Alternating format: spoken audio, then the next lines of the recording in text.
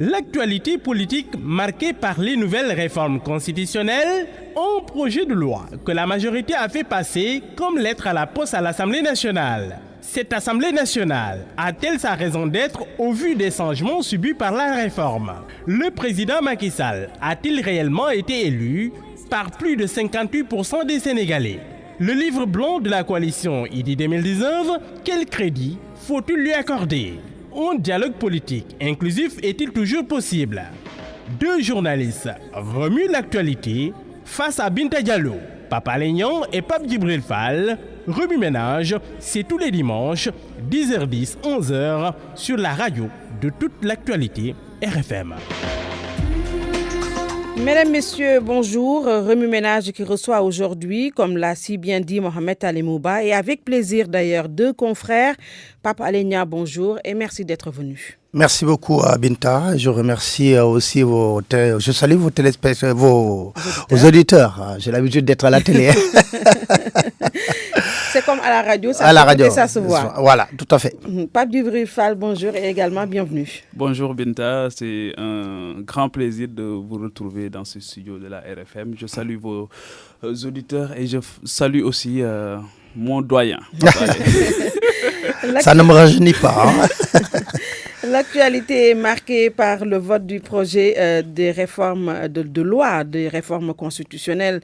On peut considérer d'ores et déjà, Pape Alé Niang, que le Sénégal ne va plus avoir de Premier ministre dès lors que la loi sera promulguée par le chef de l'État. Tout à fait. Je pense que c'est une volonté qui a été affichée par le président de la République dès la composition de son gouvernement. Et hier, je disais à quelqu'un, maintenant, on va avoir un président Zorro.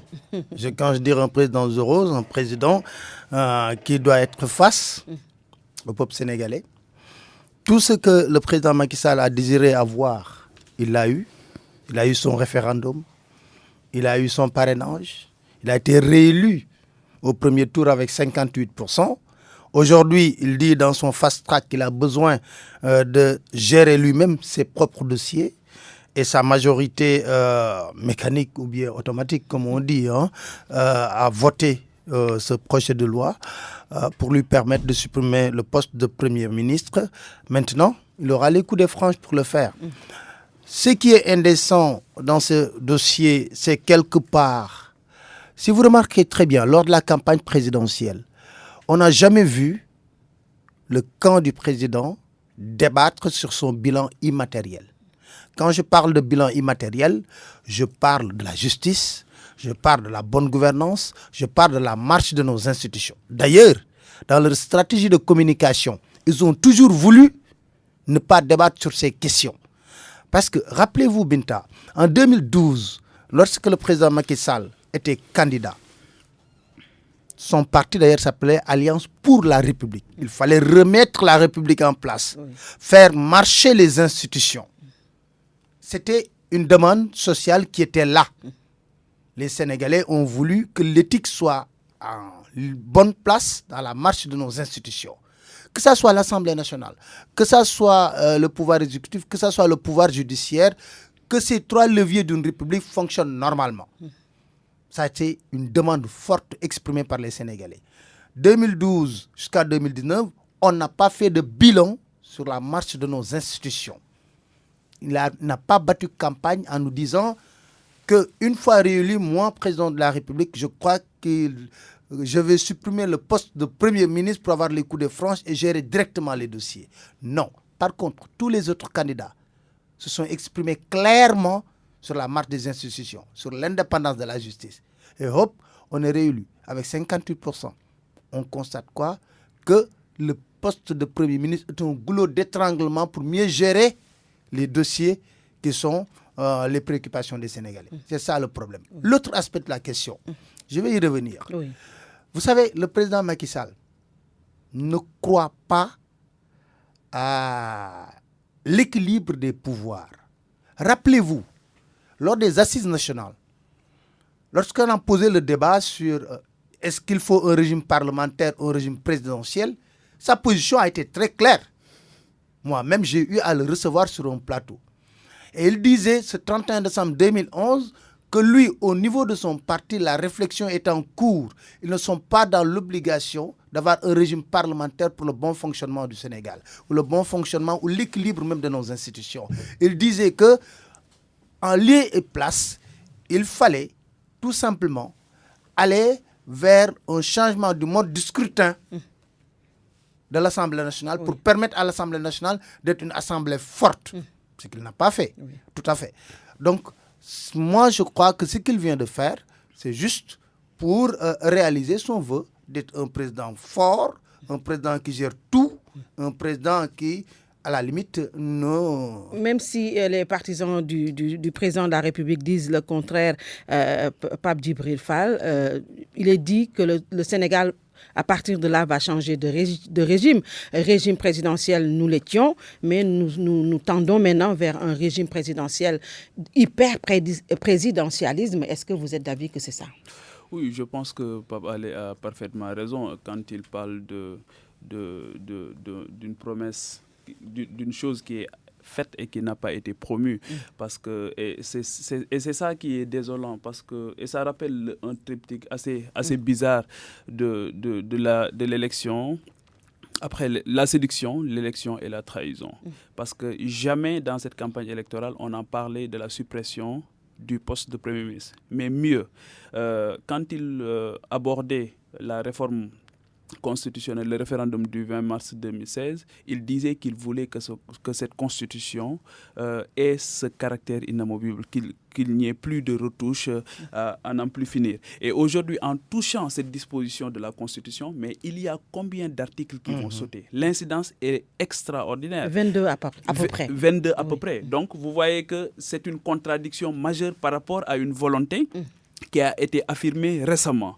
Et en supprimant ce poste de Premier ministre, c'est comme si aussi on supprimait l'Assemblée nationale, qui sera davantage une chambre affaiblie, une chambre d'enregistrement davantage, parce qu'une Assemblée nationale qui n'aura plus une déclaration de politique générale, une Assemblée nationale qui ne pourra plus faire une motion de censure. Mais même le président de la République perd aussi ce vote de confiance qui est nécessaire à un certain moment de la vie de la République pour permettre aux populations d'adhérer à sa politique. Parce que aussi, par essence, l'Assemblée nationale est le lieu de la représentation nationale. Donc finalement, lui-même perd énormément de choses. Et comme disait l'autre, c'est-à-dire que je vois en cette suppression du poste de Premier ministre une volonté d'omniprésence qui risque de déboucher sur un aveu d'impuissance. Parce qu'en réalité, qu'est-ce qu'il reproche à Mohamed Boun Abdallah Dionne? Qu'est-ce qu'il a reproché à Mohamed Boun Abdallah Dionne, qui a battu, en tout cas sous son magistère, le record de longévité à ce niveau-là? Et pourtant, on l'a vu lorsqu'il démissionnait, il n'a pas tari d'éloges à son endroit. Et c'est lui qui s'est chargé de la coordination de l'action gouvernementale. Mais mieux encore, c'est Mohamed Boun Abdallah, c'est le président Macky Sall aussi, a battu le record de longévité à la primature quand il était avec Wade. Et c'est avec lui qu'on a dit que les éléphants blancs de Wade sortaient de terre en tant que Premier ministre.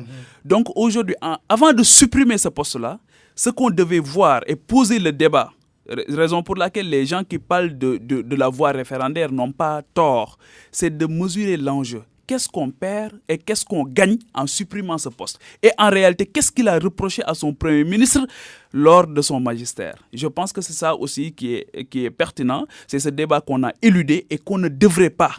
Sinon, on pense nécessairement que c'est pour satisfaire les desiderata du prince qu'on a supprimé le poste de Premier ministre. Oui, sauf qu'on n'a pas entendu Pape Alé, le président de la République, reprocher quelque chose publiquement, en tout cas à son Premier ministre. Pourquoi aujourd'hui, Pape Alé Niang, le président de la République, aurait besoin de réunir tous les pouvoirs à ses côtés?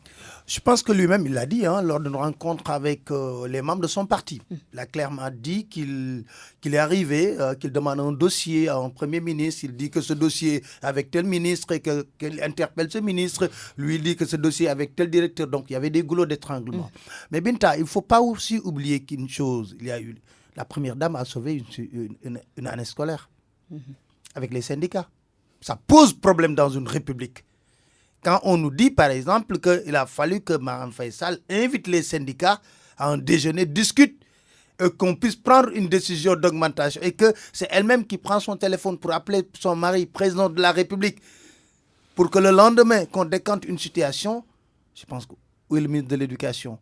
Où est le Premier ministre? C'est un certificat d'échec qui le... Alors, donc, on a également entendu Amadou Boad dire que c'est grâce à Marième Faye Sall qu'ils ont gagné Dakar. Qu'ils ont gagné Dakar. Donc, pour vous dire... Ça, c'était une stratégie de communication, par contre. Alors, c'est pour vous dire que ce n'est pas totalement faux de dire qu'il y a eu le président de la République a décanté la situation lorsqu'il y a eu la grève des étudiants de l'UGB. Il a reçu les étudiants de l'UGB lui-même. Donc aujourd'hui, le président Macky Sall se dit que, bon, écoute, à quoi sert un Premier ministre si il ne peut pas résoudre les préoccupations des Sénégalais et que tout me retombe dessus? Mieux vaut supprimer ce poste de Premier ministre et moi-même prendre en charge ces dossiers. Mais... Est-ce que c'est le seul alibi? D'accord, mais l'autre alibi dont on parle, c'est qu'il dit, quand on laisse quelqu'un en poste de Premier ministre, si naturellement encore, il ne veut pas un troisième mandat, parce qu'on en parle, et lui-même, dans son discours, c'est pas totalement clair en bon français de dire je ne veux pas un troisième mandat, au lieu de dire je ne suis pas dans la logique d'un troisième mandat. Ça, c'est trop long pour expliquer que je ne veux pas un troisième mandat. Alors, mais toujours est-il que là, il dit que bon, quand je mets un premier ministre, peut-être qu'ils vont être dans cette guéguerre entre des personnes qui ont toujours des ambitions, ou on va dire Mohamed Boun Abdallah Dionne, s'il met Premier ministre ou quelqu'un d'autre, il le positionne comme un dauphin éventuel, et qu'il a 2 ans ou 3 ans. Parce que ce que les Sénégalais oublient, si Macky Sall a fait un reniement pour faire 7 ans, c'est parce qu'il s'est rendu compte qu'en 5 ans, il n'avait rien réalisé. Il ne pouvait rien réaliser lors de son premier mandat. Il a quand même réalisé quelque chose. Non, je dis, en 7 ans, il a réalisé des choses. Non, les 5 premières années. Dans les 5 ans. Dans les 5 ans, il s'est rendu compte que dans les 5 ans, il sera obligé de faire du fast-track. Du fast-track ou du fast-track, comme disent les jeunes. Donc, moi, je pense que ce qui est important, c'est qu'aujourd'hui, le président Macky Sall n'a plus d'alibi. Mais encore, ce qui est toujours indécent, je le dis, on vous a donné le temps de faire un référendum. On ne doit pas changer la Constitution par convenance personnelle. C'est ça le fond du problème. Et si demain, notre président vient... Il remet la primature. Il veut remettre la primature. Oui. Est-ce qu'on doit prendre notre charte fondamentale, en faire un cahier brouillon, ou, bon, écoutez les gars, moi je n'ai plus envie de Premier ministre, je change, parce que j'ai une majorité automatique. C'est que la Constitution sénégalaise doit être pour moi sacrée et fondamentale pour la bonne marche. On doit même oublier la Constitution à un certain moment et se préoccuper sur véritablement ce qui intéresse les Sénégalais. Comment aller à l'école, une bonne éducation, la santé, l'alimentation. Vraiment oublier, régler ces préalables.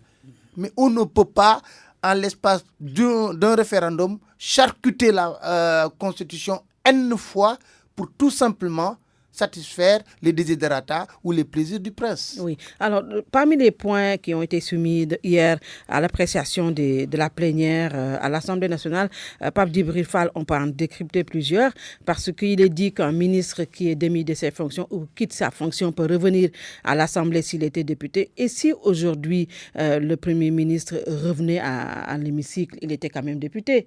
Est-ce que derrière tout ça, le président, même si on ne l'a pas encore dit, ne prépare pas un dauphin politique à travers le Premier ministre?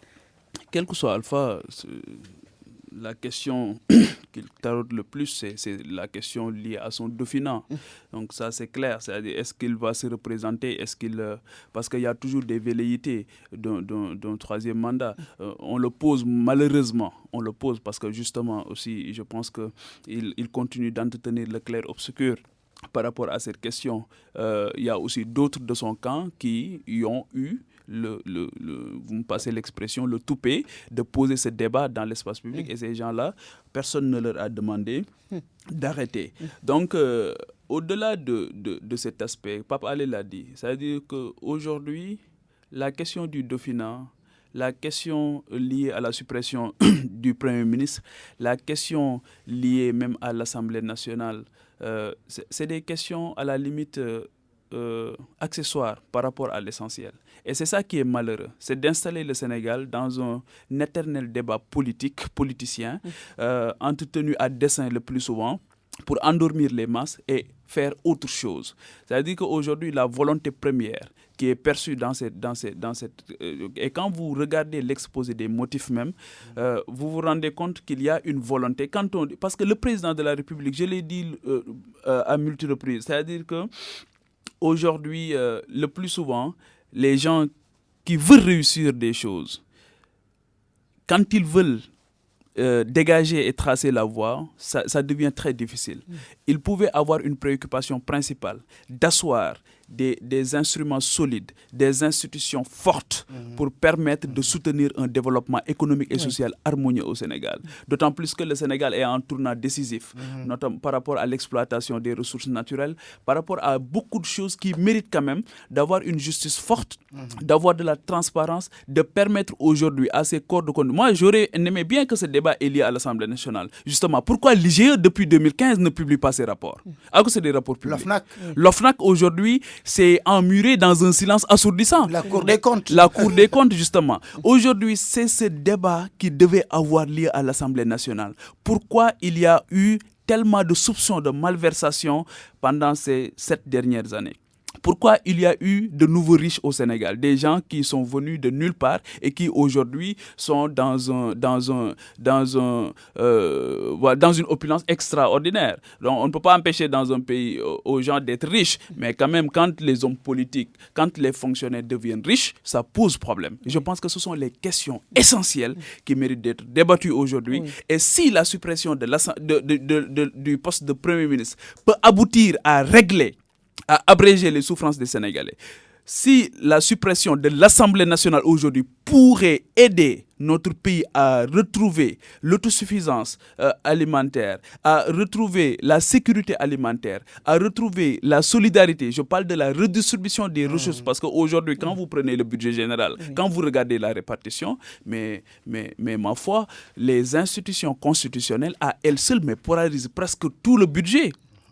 Au même moment, on donne 4% à la santé, 1% à la justice. Avec 1% à la justice dans le budget général, comment voulez-vous que cette justice puisse être aux attentes? Je pense que Binta, au-delà de ces questions de Mohamed Boun Abdallah Dionne, au-delà de ces questions de Malick Sall, de Macky Sall, c'est des questions pas du tout importantes par rapport aux questions transcendantales qui doivent être prises en compte pour la bonne marche des choses. Oui. Alors, en parlant de Malick Sall, qui était venu défendre hier son budget, le ministre de la Justice, pour son baptême du feu, il est dit qu'il ne l'a pas réussi. On avait plutôt en face des députés, plutôt un one-man show. Je dirais même pas un one-man show, mais un militant de l'APR. Est-ce qu'il a raté son baptême du feu? Non, c'était laborieux d'abord. Pour expliquer un peu le texte, c'était très laborieux pour un avocat, ça il faut le reconnaître. Ça c'est un. Deuxième élément aussi, c'est que dès sa nomination, moi quand je l'ai entendu pour la première fois à la radio, moi je ne le connaissais pas, dire oui, je mérite cette nomination parce que je me suis battu pour la réélection de Macky Sall. Je me suis dit, écoute, c'est un ministre de la Justice qui est là ou bien c'est le militant lambda qui parle. Donc, voilà le problème fondamental de notre pays. Oui. C'est qu'il y a des postes de responsabilité qu'on devrait donner à des hommes qui ont une certaine... Aux hommes qu'il faut à la place qu'il faut. Tout à fait. Oui. Parce que, quand même, parler de la justice, aujourd'hui, le problème fondamental, ce n'est pas nous, mais c'est l'Union des magistrats du Sénégal qui réclament leur indépendance. On n'a jamais dit que la justice n'est pas indépendante. Mais c'est l'Union des magistrats, à chaque communiqué, à chaque séminaire, qui dénonce l'émission de l'exécutif. Ils ont fait même un acte de colloque par rapport à ça.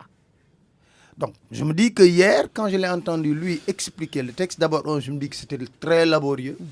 Deuxièmement, je l'ai vu se comporter en militant. Or, on était en train de changer la constitution du Sénégal. Quand on change la constitution du Sénégal, je pense qu'on peut mettre de côté le caractère partisan.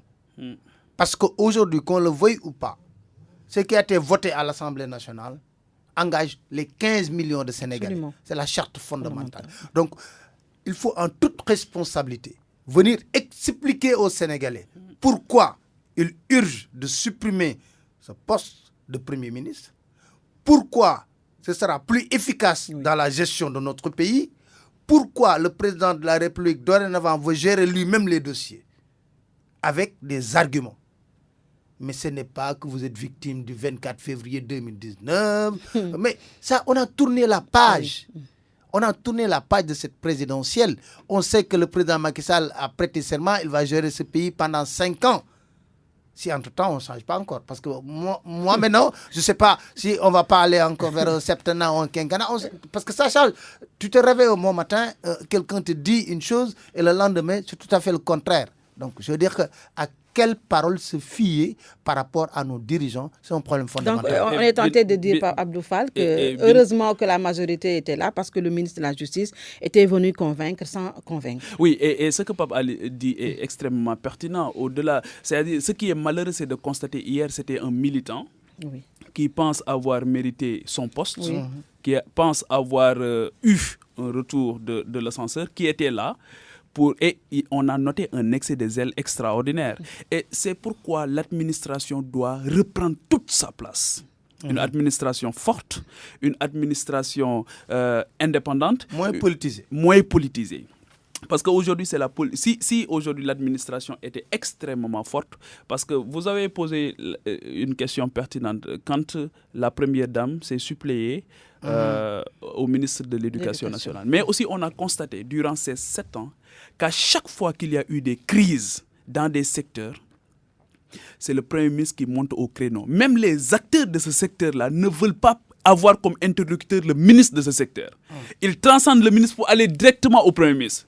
Donc finalement, est-ce que le Premier ministre était si mauvais que ça? Est-ce que sa pertinence devrait être remise en cause dans la mesure où il était là à un moment donné comme réceptacle le plus légitime parce que les acteurs, aussi bien du ministère de la Santé que du ministère de l'Éducation nationale, à un moment donné, ils n'ont pas voulu avoir comme interlocuteur leur ministre de tutelle. Donc finalement, au-delà des ministres, au-delà du Premier ministre, ce qu'on devrait avoir, c'est une administration moins politisée, une administration moins forte. Et là aussi, c'est le président Macky Sall qui ne rend pas service à la République, malheureusement. Parce que c'est là où le secrétariat général du gouvernement est pertinent. Parce que le secrétariat général du gouvernement, avant que le président Macky Sall ne soit Premier ministre Wade, n'a jamais été confié à un politique. C'est avec le président Macky Sall comme Premier ministre qu'il a proposé Alioune Badara Cissé, ABC, pour tenir le secrétariat général du gouvernement. C'était aussi une rupture fondamentale. Donc, et depuis là aussi, on a des gens, évidemment, qui pensent être redevables à celui qui les nomme et non pas à la République. Et je pense encore une fois que l'on devrait transcender le plus souvent les hommes pour faire le focus sur les institutions. Et je pense que c'est extrêmement important parce que de plus en plus, là où on attendait le président Macky Sall, il a du mal à répondre aux attentes, notamment, aujourd'hui, si on parle de l'Assemblée nationale, on devrait parler de la loi organique. Si on devrait parler aujourd'hui du mode scrutin au niveau législatif, au niveau municipal, c'était les réformes révolutionnaires sur lesquelles le président Macky Sall était attendu. Maintenant, est-ce qu'un politicien peut engager ces réformes? Je pense que c'est ça aussi la grande question. Je pense que là, Binta, je crois que le président de la République, pour ces 5 ans, si tentait de croire qu'il voulait vraiment laisser son nom dans la postérité pour l'histoire politique du Sénégal, il dit, première décision, écoutez, les gars, moi je quitte le Conseil supérieur de la magistrature. Je démissionne du Conseil supérieur de la magistrature, je n'ai pas ma place là-bas. Ça, c'est un. Deuxièmement, écoute, je ne vois pas la pertinence du Haut Conseil des collectivités territoriales à un certain moment, il faut l'enlever. Ça, je pense que c'était des mesures révolutionnaires. Et venir dire, maintenant les corps de contrôle, j'avais mis sous le coude certains dossiers, mais maintenant, écoutez, 5 ans, moi je ne prétends pas avoir un 3e mandat. Allez-y, sortez les rapports que les Sénégalais puissent savoir surtout ça. Sur les malversations et tout. Il avait quand même dit que je ne protégerai personne, mais on a quand même vu que des responsables politiques qui ont eu en charge les deniers de l'État ont été même promus. On a vu des directeurs qui ont été épinglés par des corps de contrôle de l'État et qui ont été épinglés et qui ont été promus dans ce gouvernement. Wade a eu le mérite de mettre ses propres hommes en prison. Wade a eu le mérite de mettre ses propres hommes en prison. On a même Modibo. limogé quelqu'un parce qu'il avait fait un dépassement budgétaire. Ouais. Modibo Diop, tu vois, qu'il a mis De en Lazer. prison. De Lazer. Oui. Désolé. Baïlawan. De la LONASE. C'était des partisans de Wade. Mais qu'on me cite un seul partisan de Macky Sall, épinglé. D'ailleurs, si vous remarquez très bien, de 2015 jusqu'en 2019, aucun rapport n'est sorti. Le rapport que Seynabou Ndiaye Diakhaté nous a fait, c'est un rapport d'étude sur le phénomène de la corruption. Ce n'est pas le rapport en réalité Absolument. de l'OFNAC. De l'OFNAC. C'est parce qu'il a fallu que, bon, les grandes gueules, comme on nous appelle, crient chaque jour, l'OFNAC. Ils ont sorti un rapport sur l'étude de la corruption. Donc, ce qu'on attendait carrément, véritablement, du président de la République, pour qu'on ait dire que, ben, écoutez, les gars, il faut qu'on change le mode de scrutin de l'Assemblée nationale pour avoir des députés Du peuple. du peuple. Ouais. Mais maintenant, quand on regarde l'Assemblée, hier, ce qui était les Sénégalais. C'est la question que je voulais te poser, Pape Alé-Niang. On a quand même entendu, et c'était très grave, des députés dire que nous sommes des députés du président de la République. Alors, dans une assemblée aussi affaiblie qui va... Bon, après ces réformes, l'Assemblée est tout à fait affaiblie, plus de votes de confiance, plus de motions de censure, le président ne répond pas de l'Assemblée, plus de déclarations de politique générale. On est tenté de se demander à quoi va servir cette Assemblée nationale. Mais à quoi servait d'abord l'Assemblée nationale avant? Qu'on me dise un seul projet de loi de Macky Sall qui a été rejeté par l'Assemblée nationale. Une seule commission, excepté la dernière, pour parler des 94 milliards qu'on vient de créer. Et qu'on dit toujours l'habitude que la meilleure manière de noyer le poisson, c'est de créer une commission d'enquête. Parlementaire. Ça, on le dit. Mais Moustapha Diakhaté a été le premier président groupe parlementaire. Il a toujours eu le courage de le dire, pour dire que l'Assemblée nationale ne sert absolument à rien. C'est une caisse de résonance de l'exécutif. Ça, il l'a toujours affirmé. Mais c'est... Maître El Hadji Diouf aussi, il l'a toujours dit. Donc l'Assemblée nationale que nous avons ne sert absolument à rien du tout. C'est pour cela que, si tu remarques hier, c'est nous, peut-être journalistes, c'est notre travail. Mais le peuple sénégalais ne s'intéressait même pas à ce qui se passait à l'Assemblée nationale. Pas du tout. Ils étaient en train de regarder leur match de football ou bien faire autre chose que de s'occuper de l'Assemblée nationale. Parce qu'ils disent que, bon, écoute, ces députés-là, vraiment, ils vont peut-être parler pendant 9 heures de temps, mais advienne que pourra. Comme disent Mame Diarra Fam, ça m'a yonné aussi. Et puis, je vais vous dire une chose. Binta, il faut que les Sénégalais sachent une chose. De 2012 à 2019, est-ce qu'il y a eu quelque chose que Macky Sall a voulu qu'il n'a pas vu? Il n'y a aucun segment de la nation qui a su dire non, monsieur le président. Ni les juges, ni les magistrats. Comme cite un exemple, ni le pouvoir législatif. Même si ce n'est pas réglementaire. De 2012 à 2019, tout ce que le président Macky Sall a nourri comme objectif, comme cible, il l'a obtenu. Et la manière importe peu. La manière importe peu. C'est pour cela que je me dis, quand on me parle d'Alliance pour la République, je suis d'accord, mais il nous faut encore remettre la République à sa place. Sur les rails. Sur les rails. Et quelle République? Parce que quand la Cour suprême, par exemple, déboute le ministre Serigne Mbaye Thiam dans l'affaire des élèves maîtres, le président de la République lui-même l'encourage et le félicite publiquement. C'est-à-dire, c'est comme si il sabrait cette institution. Et je pense que aujourd'hui, vous avez parlé de l'OFNAC, effectivement, et ce qui est malheureux avec l'OFNAC, il s'attaque à la grande muette, qui n'a aucune possibilité de répliquer à la gendarmerie et à la police. Et malheureusement, ces gens travaillent dans des conditions difficiles, mais abattent un travail extraordinaire. Mais aujourd'hui, l'OFNAC ne regarde plus. Aujourd'hui, par exemple, les gens prennent service. Est-ce que les déclarations de patrimoine sont faites? C'est dans la loi. Est-ce qu'aujourd'hui, on permet à l'OFNAC de visiter, d'enquêter dans certaines institutions? Je ne le pense pas. Quand Moustapha Diop renvoie les magistrats de la Cour des comptes, ou bien de l'IGE, le ministre de l'Industrie, de la Cour des comptes. Le ministre de l'Industrie, maire de Louga. Mais c'est extrêmement grave.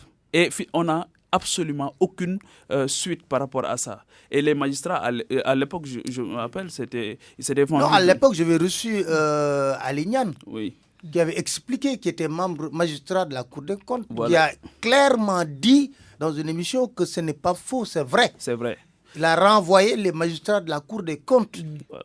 pour les traiter de petits magistrats. Voilà. Et depuis lors, c'est-à-dire depuis le SAR qui avait en charge cette institution, aujourd'hui, on ne voit plus de rapport de la Cour des comptes, on ne voit plus de rapport de l'IGE, on attend l'OFNAC, on ne le voit plus, et on attend la déclaration de patrimoine, parce que la déclaration, c'est à l'entrée et à la sortie. Aujourd'hui, le président Macky Sall nous doit 2 déclarations de patrimoine. La déclaration de patrimoine quand il finissait son mandat et la nouvelle déclaration de patrimoine pour entamer un autre. Et tous les gens qui ont aujourd'hui des budgets intéressants, je pense c'est 1 milliard, 1 milliard, ouais. 1 milliard doivent faire des déclarations de patrimoine. Donc, mais avant même ces personnes qui sont nommées, en ce moment, ces ministres-là, mais ce qui est plus grave, c'est que, rappelez-vous, en 2014, le président de la République avait fait une sortie en disant que toutes les personnes qui n'ont pas encore fait leur déclaration de patrimoine le fassent avant le 31 décembre. Sinon, je vais sévir. Oui. Mais on a entendu en 2018 Seydou Ndiaye Diakhaté dire qu'il y a 300 personnes qui n'ont pas encore fait leur déclaration de patrimoine. Qui refusent même de venir. C'est comme si on doit les supplier de venir faire leur déclaration de patrimoine. Tout cela dénote quand même d'une... En fait, j'ai comme que l'impunité, c'est érigé en règle dans notre pays. Il faut savoir quand même, comment je voulais dire, détourner les deniers publics et être promu. C'est quand même ce qu'on a constaté avec Macky Sall. Mais, en tout cas, ce qui est sûr, c'est qu'aucun de ces hommes épinglés n'a été inquiété par la justice. Et pour les autres, ses adversaires, on a noté une célérité dans le traitement de leur dossier. Une célérité qui s'est décélérée d'ailleurs. pour certains, pour ne pas le nommer. Hein. Alors, c'est ça qu'on a constaté malheureusement. En le disant, c'est parce que nous avons des rêves. Les rêves, c'est qu'on se disait en 2012, on a un président jeune. Ils doivent incarner aujourd'hui une nouvelle république, avec l'éthique au centre. La rupture. La rupture. Avec un grand R. D'ailleurs, leur slogan était tellement beau. Quand on me disait, par exemple, la patrie avant le parti, gouvernance sobre, vertueuse, qui est devenue gouvernance sombre et vicieuse peut-être pour certains. Donc, tout cela, c'est des rêves. C'est pour cela, je reviens toujours à la question fondamentale. Ils n'ont jamais voulu débattre du bilan immatériel pendant leur campagne. Réécoutez tous leurs discours. Ils n'ont jamais voulu parler de la marche des institutions, de l'indépendance de la justice, des problèmes de bonne gouvernance. Ils te disaient toujours, on a fait le TER, on a fait Ila Touba, on a réalisé ça, on a réalisé tant, mais il y a des fondamentaux qu'on devrait évacuer avant. C'est quoi? C'est les institutions. Et Papa, allez, je pense même au-delà des rêves. C'est-à-dire entre 2008, 2009, 2010 et 2011 et 2012, le Sénégal était un laboratoire en matière d'institutions. C'est-à-dire que le président Macky Sall a eu la chance d'avoir un livre blanc. Peut-être qu'on va parler du livre blanc de Idi. Mais lui aussi, il avait un livre blanc sur les institutions. Mais il ne s'est pas contenté de ça. Donc, il avait fait un diagnostic sans complaisance. Parce que lui-même venait de subir les affres d'une majorité mécanique à l'Assemblée nationale, mais les affres aussi d'un certain nombre d'institutions qui étaient à l'époque très politisées. Donc, il avait fait un diagnostic sans complaisance. Il arrive, il demande à d'illustres personnalités de ce pays de se renfermer pendant des moments, de faire des enquêtes de terrain. Il n'avait même pas besoin de ça. Exactement. Donc, pour produire un document intéressant avec la Commission nationale de réforme des institutions. La CNRI. Finalement, cette commission a été attaquée, vilipendée, dénoncée par des gens qui appartiennent au camp du pouvoir. Et encore, le président n'a demandé à personne, n'a pas sifflé la fin de la récréation. Donc, finalement, il avait tous les atouts nécessaires pour engager des réformes, pour permettre à toutes les institutions de répondre aux attentes des populations. Cela n'a pas été fait. Aujourd'hui, si on voulait que l'Assemblée nationale joue véritablement son rôle, mais changeons le mode de scrutin. La manière dont on choisit aujourd'hui les gens. Hier, j'ai entendu un député à l'Assemblée nationale dire Man Malaw, député président Macky Sall. Mais c'est normal. Pape Djibril, tu peux dormir durant toute la campagne électorale et se faire élire député. Absolument. Il suffit que le président te mette sur la liste nationale. Voilà, donc aujourd'hui, c'est ça, la liste nationale. Le suffrage indirect au niveau des localités. Raison pour laquelle aujourd'hui, aussi bien les députés que les maires ont des problèmes pour exercer leurs fonctions. Raison pour laquelle, d'ailleurs, le président lui-même se rend compte de ça en donnant à chaque région un ministre dans ce nouvel attelage gouvernemental. Lui-même délivre, encore une fois, un certificat d'échec aux maires et aux députés parce que, les ministres doivent s'occuper de questions transnationales. Si on n'avait pas une certaine conception du pouvoir, comme dit Doc Boumougatei, aucune région, aucune personne, aucun département n'aurait senti le besoin d'avoir un ministre parce que les questions, les préoccupations et les aspirations des populations doivent être remontées par les maires et par les députés pour être prises en charge. Oui. Donc, cessons d'être des députés d'un parti. Et pour cela, il faut engager des réformes révolutionnaires. Changer le mode de scrutin. Pape Djibril Fall et Pape Alé Niang sont nos invités dans Remue Ménage ce dimanche. Les réformes constitutionnelles qui cachent un autre débat, le livre blanc publié par la coalition IDI 2019. Il parle de hold-up électoral, irrégularité entre doublons et bureaux fictifs à l'étranger qui font que, selon les souteneurs de Idrissa Seck, Pape Alé Niang, que le président Macky Sall ne devrait pas être élu au premier tour. En tout cas, c'est sur vos ondes que j'ai entendu le porte-parole de la Commission nationale électorale, la Sénat, dire qu'ils ont signalé 9000 faux bulletins de naissance au tribunal et qui n'a pas connu de suite. Quoi qu'on puisse dire, je pense que cette présidentielle n'a pas révélé tous ses secrets. Cette élection présidentielle n'a pas révélé tous ses secrets. Je ne dirai jamais que le président de la République, les Sénégalais n'ont pas voté pour lui. Mais à ce taux, quand même, ça pose problème. Ça, c'est un. Deuxièmement, il y a beaucoup d'autres révélations. Ce n'est pas seulement le seul livre de Barthélémy Diaz qui a eu à démontrer certaines choses. Il y a des choses qui sont illogiques qui sont passées. Des localités qui ont, par exemple, tant d'habitants, 13 000, 14 000, le président y remporte avec 65 000 voix. Comment est-ce possible?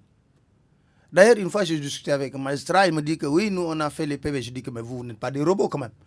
Quand on vous dit que dans telle localité, les habitants sont au nombre de temps, c'est vérifiable au niveau de l'Agence nationale de statistiques et démographiques, et on vous retrouve un président qui gagne avec 65 000 voix et plus, ça peut poser illogique. Comment ils ont fait? Mais là également, Binta, c'est toute la classe politique qui est interpellée. Absolument. Il ne faut pas dire, si moi, vous savez que le président de la République a tous les moyens, il gère l'administration, je vous ai dit ici tout à l'heure, qu'il n'y a pas une seule chose que Macky Sall a nourri pour avoir son deuxième mandat qui n'a pas abouti. Que ce soit dans l'administration territoriale, que ce soit au niveau de la justice, que ce soit au niveau de sa stratégie électorale. Il a réuni toutes les conditions pour se faire élire. Et d'ailleurs, dans son discours, il a été très clair. Hein? Moi, je passe au premier tour. À Rufisque, il a été très clair. Avec 52%, il a même avancé des chiffres. 52, 54. Non, mais à Rufisque, j'ai senti à un certain moment, il était en colère, il a dit, écoutez, d'ailleurs, prenez tout et puis c'est fini. Hein. Voilà. Il a dit, ça m'a fait tellement rire. Donc, il était sûr de sa victoire au premier tour. Mais qu'est-ce que l'opposition a fait pour résister par rapport à ça? L'opposition a boycotté toutes les formes de discussion possibles. La chaise vide. Tout ce qui s'est fait sans moi, se fait contre moi. Pas de dialogue, rien du tout. On te parle de fichier électoral, tu n'as même pas la possibilité d'y accéder. Des fois, il est arrivé que le président Macky Sall lui-même crée un rapport de force avec l'opposition pour leur montrer que vous n'êtes absolument rien du tout. Il réussit à le faire. Il l'a même dit. Il l'a dit. Donc, j'ai comme l'impression que c'était la résignation devant le rouleau compresseur. Mais toujours est-il que cette présidentielle, moi je dis ici haut et fort, n'a pas encore révélé tous ses secrets et que ce livre blanc-là donne un bout d'explication sur ce qui s'est fait. Mais dans le livre blanc, il est dit que les irrégularités ont démarré avec le référendum de 2016, les législatives de 2017 jusqu'au présidentiel de 2019. Aujourd'hui, Pape Djibril Fall, quel crédit accorder quand même à ce livre blanc? Moi, je pense qu'on interroge beaucoup la gestion de Aly Ngouille Ndiaye à la tête du ministère de l'Intérieur, mais c'est Abdoulaye Daouda Diallo, je pense, qui a enclenché tout ça. Et qui a fini le job. Et je pense que Aly Ngouille... Il y avait un job qu'il fallait commencer et terminer. Voilà, Aly Ngouille n'a fait que parachever. Donc, ce livre blanc, encore une fois, devrait servir de base de travail, pourrait servir de base de travail pour que plus jamais on ait de telles suspicions dans le cadre d'un processus électoral. C'est moins le jour du scrutin, c'est tout le processus qui doit être audité. Mais prenons l'exemple de la DAF aujourd'hui. Je me suis posé des questions durant toute la période préélectorale. Pourquoi on continue de maintenir à la tête de la DAF un homme qui est parti à la retraite depuis 2013. Ça me pose énormément de problème. L'autre problème, c'est... D'ailleurs, qui a été attaqué par Macky Sall en 2012. Exactement. Et l'autre problème, c'est un problème de ressources humaines de qualité. Le personnel d'appui non qualifié. Je parle toujours de cette institution. Le népotisme, clientélisme, un recrutement, le copinage, alors que c'est un élément extrêmement important dans le dispositif. Et à quelques jours de la fin de la campagne, je pense, on voit des Ndiaga Ndiaye venir au niveau de la DAF pour chercher des duplicata. Et à l'époque, les gens ont ironisé en disant peut-être que c'est tout un village qui avait pris feu pour que tout un village puisse venir demander au même moment des duplicata. Donc, je pense que malheureusement, et ça ne grandit pas aujourd'hui la première institution de notre pays, d'avoir cette... Aujourd'hui, la gouvernance Sall est fortement impactée par une démarche unilatérale. Les procédures d'urgence, et quand il veut régler des questions politiques, c'est des procédures d'urgence. On a vu le 19 avril 2017 avec le parrainage, procédure d'urgence. Commencer par l'acte 3 de la décentralisation déjà. L'acte 3 de la décentralisation, la réforme de 2016, la Constitution. Et il a aussi une capacité extraordinaire, le président Macky Sall. Quand on s'achemine vers une élection, il est le seul qui sait quand est-ce qu'il y aura cette élection. Aujourd'hui, qui sait s'il y aura élection en 2019 locale ou pas? Pratiquement personne ne sait. Donc les gens ne se préparent pas. En tout cas, il n'a pas écarté un report des locales. Mais on ne sait pas. Mais on ne sait pas. Mais justement, c'est ça le problème. C'est le consensus. Il y a un grand penseur qui dit que l'espace public, c'est un espace de conflit. À la différence de la jungle, ici, le conflit est institutionnalisé et devrait déboucher sur un consensus. Cela suppose des institutions fortes. Parce que quand on est face au mur, il n'y a que les institutions qui puissent nous sortir de ce gouffre-là. Mais est-ce que vous ne pensez même pas que c'est indécent en 2019 qu'au Sénégal, qu'on pose le problème de la transparence d'une élection? Après tout ce que nous avons vécu. Deux alternances. Politiques, oui, sans effusion de sang. Et puis, on se targue toujours d'avoir une administration très forte, très courageuse. Le Cap-Vert a connu combien d'alternances? Il faut qu'on essaie, à un certain moment, d'avoir le profil bas sur les questions démocratiques. Ce que nous avons vécu lors du référendum, ce que nous avons vécu lors des législatives, et ce que nous avons vécu lors de cette élection présidentielle, vraiment, ne nous permet pas du tout, de se glorifier. Au contraire, certains Africains nous rient sous cap en disant comment est-ce possible. Il disait tout à l'heure que le président Macky Sall est le seul à savoir quand est-ce... Mais remarque, c'est à 21 jours de démarrage de la campagne qu'on sait qui est candidat à l'élection présidentielle ou pas, à cause du parrainage. À 21 jours. Qui avait épuisé tous les opposants. Seul Macky Sall savait que lui, il est candidat. C'est à 21 jours du démarrage de la campagne élection présidentielle que maintenant tu es sûr d'être candidat.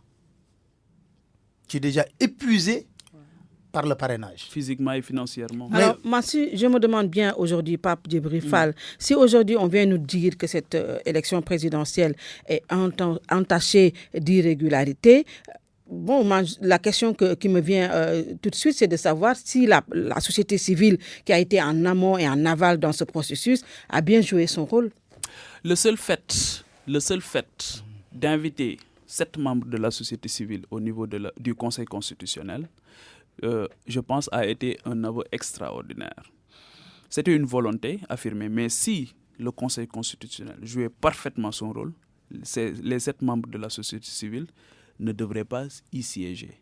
Ils devraient être en ce moment-là en train de s'occuper d'autres choses. Donc, ils ne devraient pas véritablement prétendre à rejoindre le Conseil constitutionnel. Mais je pense que c'était largement insuffisant. C'est un processus encore. Ce n'est pas une question de campagne électorale, ce n'est pas une question de jour du scrutin. C'est un processus qui a été enclenché depuis la refonte totale du fichier électoral. Dans cette refonte aussi, il n'y avait pas de consensus, malheureusement. Il n'y avait pas de consensus, mais les nouveaux tenants du pouvoir voulaient leur fichier à eux. Et dans le processus d'inscription sur les listes électorales aussi, on a vu que la machine du pouvoir s'était déployée énormément pour permettre à leurs potentiels électeurs de s'inscrire sur les listes. Et les bastions rebelles, entre guillemets, n'ont pas été assez fournis en termes de dispositifs logistiques pour leur permettre aussi d'être sur les listes électorales. Donc, je pense que là aussi, c'était un bémol extraordinaire. Mais encore une fois, sur les questions qui me semblent plus importantes, et on se souvient de Badinter face à Mitterrand pour parler un devoir d'ingratitude. C'est-à-dire qu'une fois nommés, les gens devraient faire abstraction de leur amitié, de leur copinage, de tout ce qu'on veut pour faire face à leur mission. Est-ce qu'ils veulent rester dans l'histoire ou pas? Le président de la République aujourd'hui, quand il parle de réforme de l'administration, mais il sait de quoi il parle. Il a touché du doigt les limites de ce système. Maintenant, il y a un certain archaïsme aujourd'hui, il y a certaines velléités qui sont entretenues à dessein pour régler des problèmes politiques. Donc, notre État est à réformer. Et les meilleurs d'entre nous qui permettront aux Sénégalais de vivre mieux seront les plus à même d'entamer de grandes réformes là où ils sont. Et c'est ça qui nous manque aujourd'hui. Pape Alé Niang, aujourd'hui que l'opposition a décidé de s'emmurer dans un silence, est-ce qu'un dialogue politique sincère et inclusif est possible? Je pense que l'opposition a intérêt à dialoguer avec le président, parce que tout le processus électoral est vicié. Je vous dis ici que si l'opposition refuse le dialogue et qu'on n'essaie pas d'auditer tout le processus électoral, Macky Sall, lorsqu'il va quitter le pouvoir, il va choisir lui-même son dauphin. Parce que moi, je demeure convaincu que le système électoral est vicié. Mais remarque, quand vous disiez qu'ils ont voulu avoir leur fichier électoral, ce n'est pas totalement faux. L'axe où on dit que Macky Sall est un peu plus faible là, ils l'ont diminué. L'axe Dakar, Thiès, Diourbel, truc, est revenu à 48% de l'électorat, alors que c'était 52% auparavant. Mais on voit des zones où Macky Sall a des résultats soviétiques, à la Poutine, 99%. Où on voit des PV, j'ai vu des PV où tous les candidats ont 0, et lui, il a 145. C'est quel axe? À l'axe du Nord, pour le dire. On n'a pas peur de dire, c'est l'axe du Nord. Où il gagne avec des... D'ailleurs, le débat le plus que je n'ai pas aimé lors de cette campagne, c'est quoi? C'est quand le président de la République a dit à Fouta et à Fatick, ici c'est mon titre foncier. Je dis non, monsieur le président, vous êtes le président de la République du Sénégal. En le disant, j'ai vu une vidéo des jeunes de Ziguinchor, lorsqu'il partait avec son cortège, qu'ils ont filmé, ils ont dit votre titre foncier est à Fouta et à Fatick. Oui. Ziguinchor sera le titre foncier d'Ousmane Sonko et ça c'est vérifié dans les faits. Donc pour vous dire qu'il faut éviter certains discours qui ne servent absolument à rien du tout. C'est pour cela que je dis que l'opposition a intérêt, après ce livre blanc-là, d'aller vers un dialogue pour qu'on puisse discuter de tout le processus électoral, du début jusqu'à la fin, l'audit normal du fichier électoral. Sinon, je dis qu'on va encore vivre une élection qui sera biaisée. Pape Djibril, est-ce que c'est possible de dialoguer dans ces conditions? Je pense d'abord que lui-même avait institué une journée nationale du dialogue. Le 28 mai. C'était le 28 mai. Pour libérer Karim. Oui, depuis lors, on n'a pas vu les conclusions, on n'a pas vu aussi les TDR. Il faut d'abord commencer par rédiger les TDR. Il faut d'abord commencer par choisir qui va conduire ce dialogue, un homme de consensus qui va conduire ce dialogue et lui donner aussi des objectifs et des conclusions qui seront aussi, si on doit refaire comme la Sénérie avec les Amadou Mahtar Mbow, mais vaut mieux ne pas aller dialoguer. Maintenant, je dis aussi, ça c'est important, le travail qui a été fait par l'opposition. Je dis souvent que le Sénégal aujourd'hui, un pays en construction, a besoin beaucoup plus de proposants que d'opposants. Donc il faut que les gens se mettent aussi dans une dynamique de construction. Les ressources naturelles sont là, produisons des documents importants, regardons. Mais tout cela doit être soutenu par la publication des rapports de l'IGE, de la Cour des comptes et que l'OFNAC fasse son travail. Vous tenez à la transparence. Merci beaucoup à Pape Djibril Fall. Merci à Pape Alé-Niang d'avoir répondu à notre invitation. Merci également à vous, très chers auditeurs, d'avoir suivi. Et à dimanche prochain, s'il plaît, adieu. And you should know I suffer the same if I lose you.